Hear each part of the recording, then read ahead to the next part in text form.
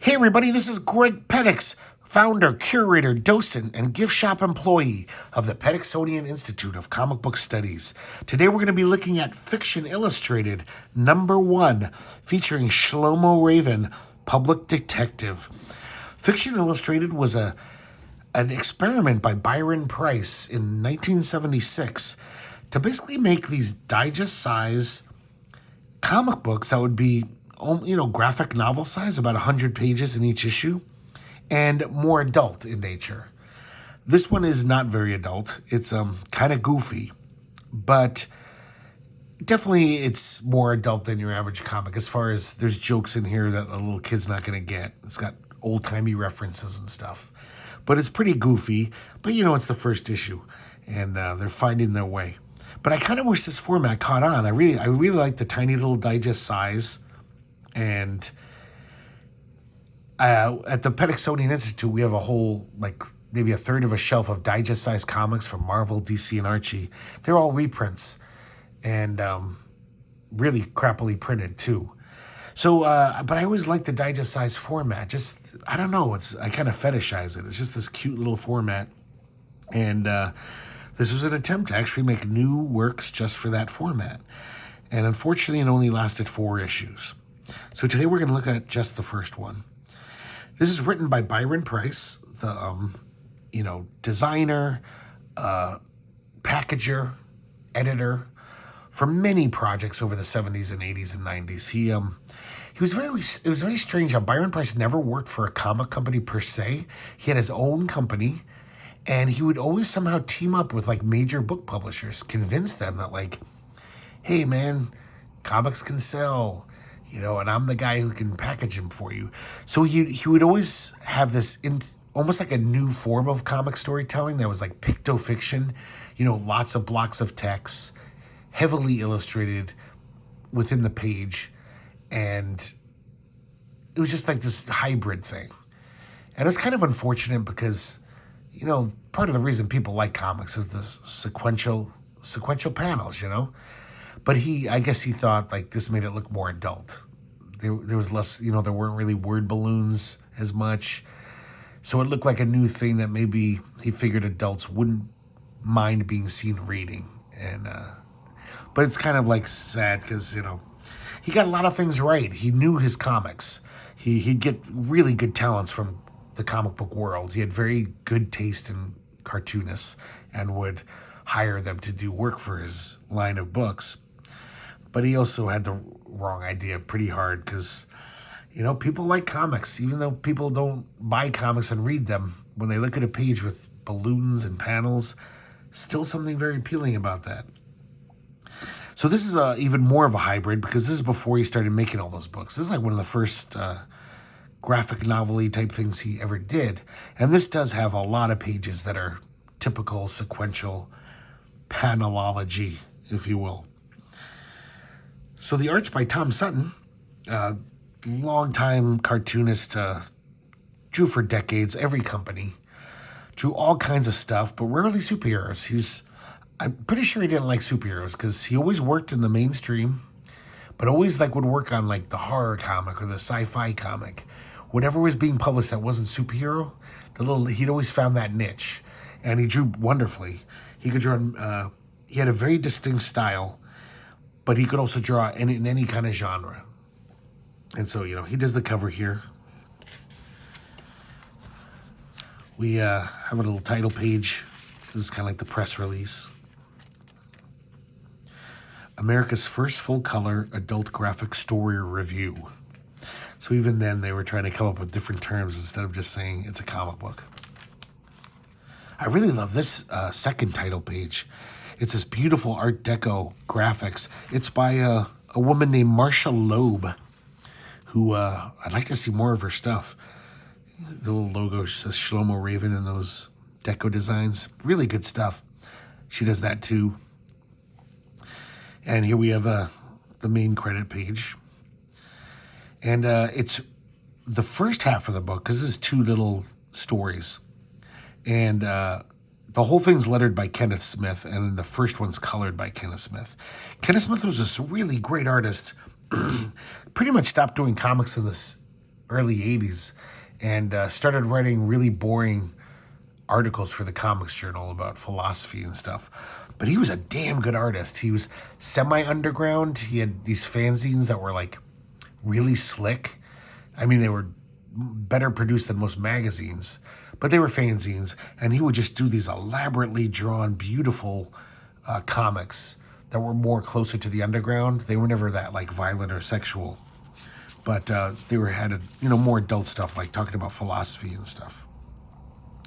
So 76 is the year.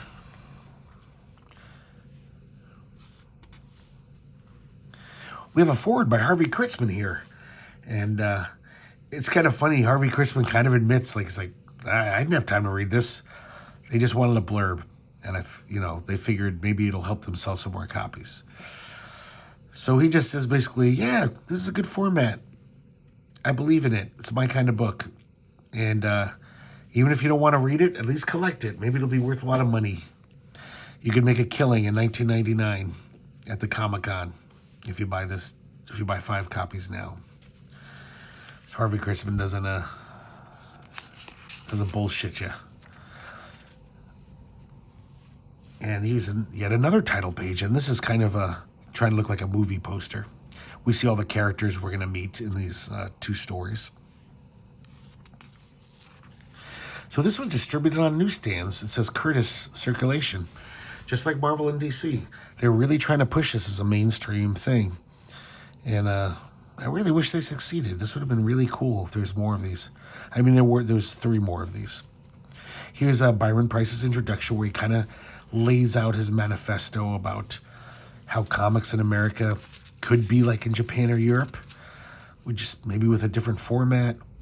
And he's a believer, man. Byron Preiss really believes in the power of comics.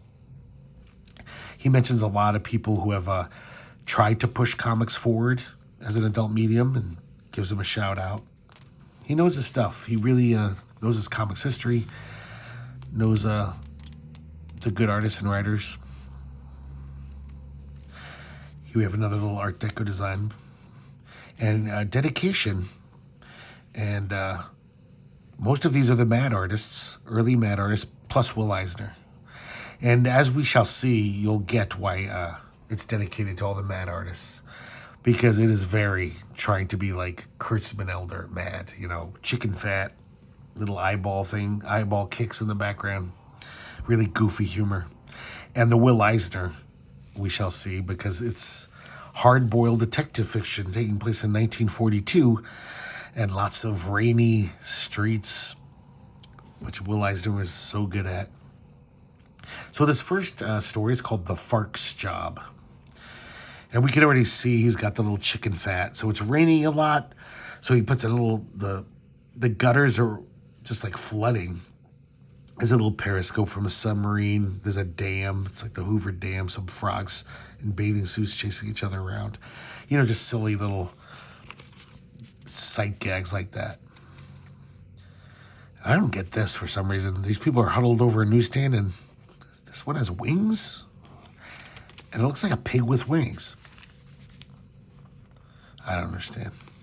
But then as we pull back, it looks like it's just someone's jacket. So here we are introduced to Schlomo Raven. He's about like 2 feet tall. He's a really tiny guy. Kind of cute looking. He's got a huge honker. And he's a public detective. Like most of those hard-boiled detectives, he's got a really hot secretary named Epi. Oh yeah, here's another example of Mad. There's a little thing that says gum on his shoe to point out he's a gumshoe, So the humor is very silly. Lots of bad puns in this comic, I gotta say. Everyone has a goofy name. She's always falling asleep because she's moonlighting. She has like 17 jobs.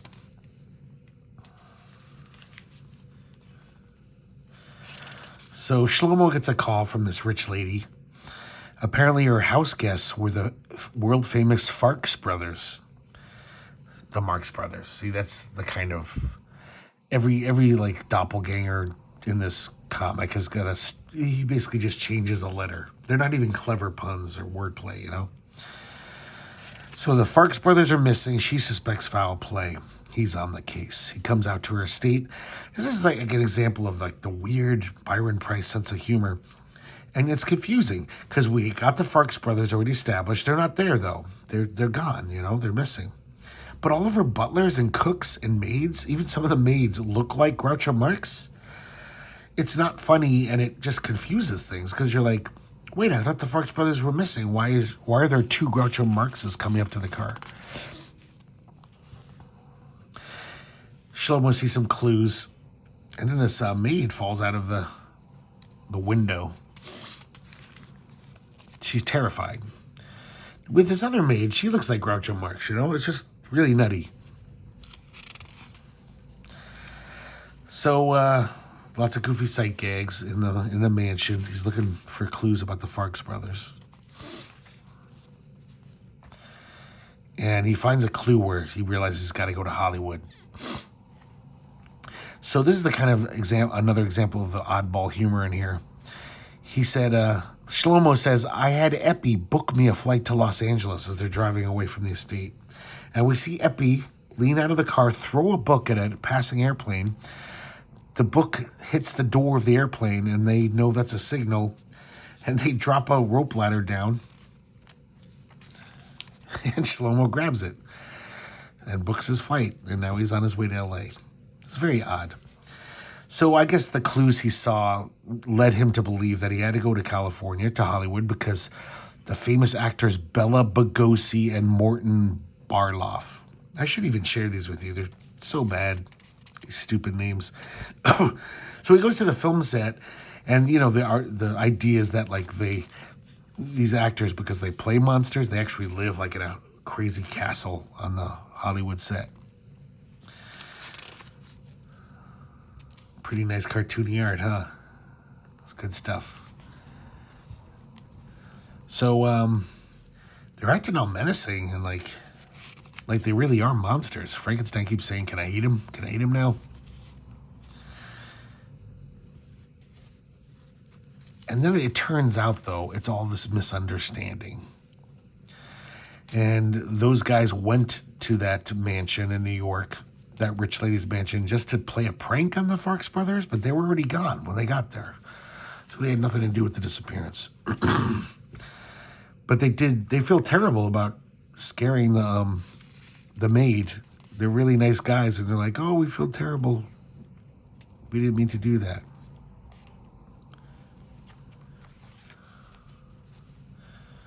So he leaves there. And as he's driving around, he sees this, once again, I don't get her. Her name's Maria Astoria, which I guess there was Mary Astor. She's like this old-timey actress from back then. But she's got like a Carmen Miranda fruit hat on. So I don't get the wordplay. Tom Sutton draws a really hot dame, though.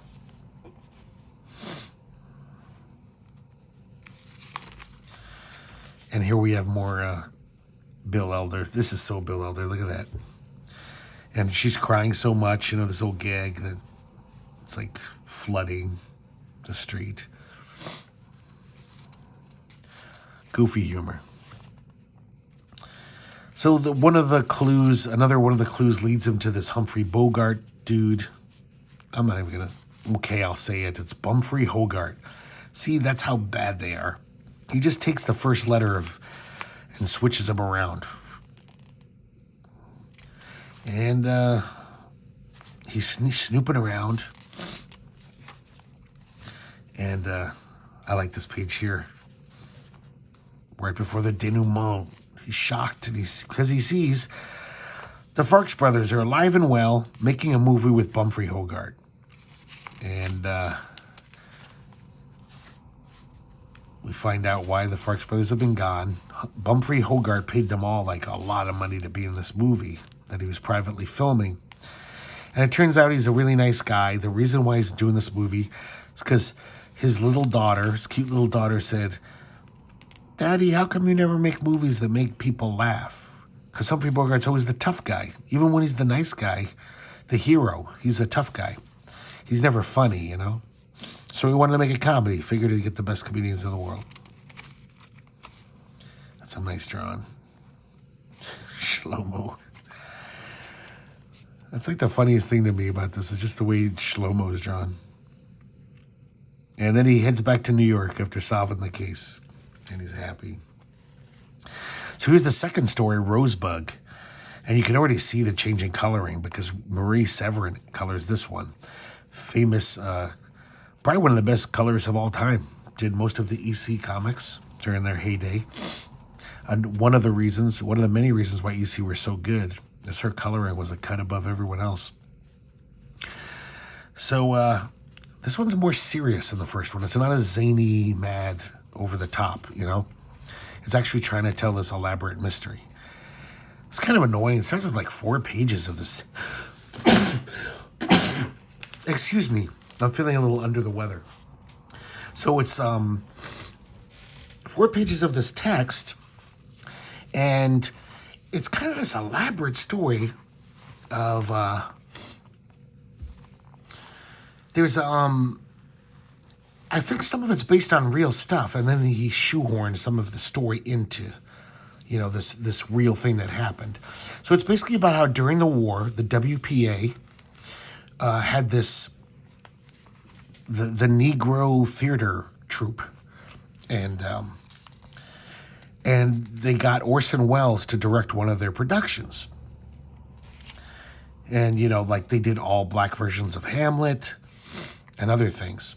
But he's got this big new production that he's working on with a great screenwriter.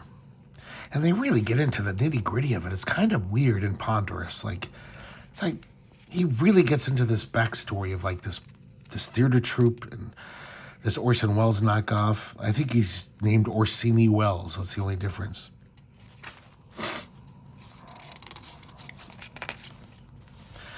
So now we finally get to some comics here.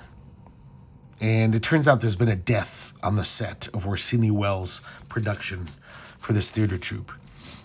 And him and Epi run down there to Radio City Music Hall. There's the dead guy. He was a janitor. Here's Orsini Welles. He's slightly taller than Shlomo. He's really tiny.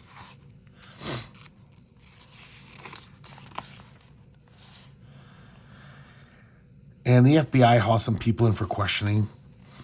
We find out that janitor was a FBI agent because the FBI knows that there's a German spy in the cast of this play. And they had it narrowed down to like 3 guys, but then, you know, I guess the Germans were onto this FBI agent and they killed him. This is really interesting here because this does not look at all like the first story of this face. And I totally think it looks like Marie Severin. So I wonder if, like, while Marie Severin was coloring this comic, she, like, redrew some faces. That is so Marie Severin from, you know, like, not Brand X type stuff.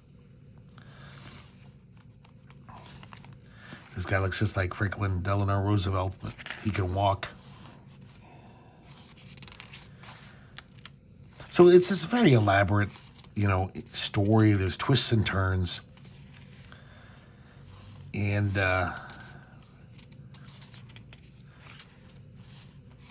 they flush out the German spy, who's a black guy. I don't know why he's working for the Germans.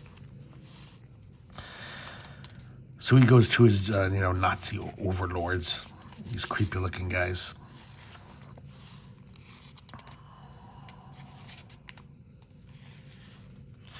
And so Schlomo Raven's going to all of his informants around the city. He's got a whole network trying to find any information that'll help him crack the case. And he finally gets a good tip. And he finds the Nazis, the Nazi spy hangout, their headquarters. But they're onto him and they chase him. I like that little panel. He steps on a rat's tail. The rat gives him away by squeaking. He escapes them.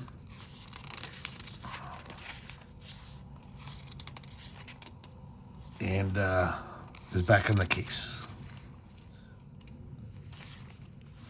So the part of this elaborate plot is that this play is going to be performed in Washington, D.C. on January 1st, which is the same day of like the international peace talks. All these delegates from around the world are going to be there. So the FBI is really worried that this spy, that's the reason why he joined this troop. He's going to do something bad to fuck up the international peace talks. So that day, they flush him out again. It's the same spy that escaped the first time. He's dressed as the delegate from Great Britain. And they capture him, and they think everything's done. They're like, yeah, we did it. That looks like Gene Colan so much right there. I wonder if Tom Sutton got help. Maybe he ran out of time. Shlomo sees some other clues that make him think that it's not all over and done with. Starts suspecting Orsini Wells, and the FBI nab him. And he's got a briefcase with a bomb, and Shlomo diffuses it. But then, just another crazy twist is that was a double of Orsini Wells. So Orsini Wells really isn't the bad guy. It was a double. And so he finds the real Wells. Here's some more stuff that, man, I could swear it's like Gene Colan. And Orsini Wells revises his shadow role, because Orson Welles played the shadow on the radio. And they stop they get the Germans. They nip them in the bud. The play opens, it's a great success. And Orson Welles and Shlomo walk off like the two guys at the end of Maltese Falcon. Looks like they're going to be pals. And that's it for the very first adult graphic novel and digest for the American audiences. Here we see ads for Byron Preiss' other stuff. At the time, he had this paperback series called Weird Heroes. I think there was like 6 or 7 of them, trying to bring back the pulps. They were just these adventure heroes that he created and some other writers would create. And they're heavily illustrated like the pulps, like every 4 pages of some really nice art. And here's an ad for Kenneth Smith's fantasy magazine, Phantasmagoria, I was telling you about earlier. And you can also get this book in a nice hardcover edition. Bigger hardcover, nice pages, signed and numbered. I kind of want to find that because I'd like to see this art on good paper. The printing's not very good on this. It's almost as, as crappy as a normal comic book. And here's the coming attraction for the next Fiction Illustrated, number 2, Starfawn. And we have the contributors, a little information about them. So that's it. Fiction Illustrated number 1 featuring Schlomo Raven. I wish it could have gone on, these Fiction Illustrated. It was a nice idea, just didn't last. But I have the 2 more of these, and pretty soon we'll be looking at them. So I hope you enjoyed it, and thanks for stopping by the Petixonian Institute of Comic Book Studies.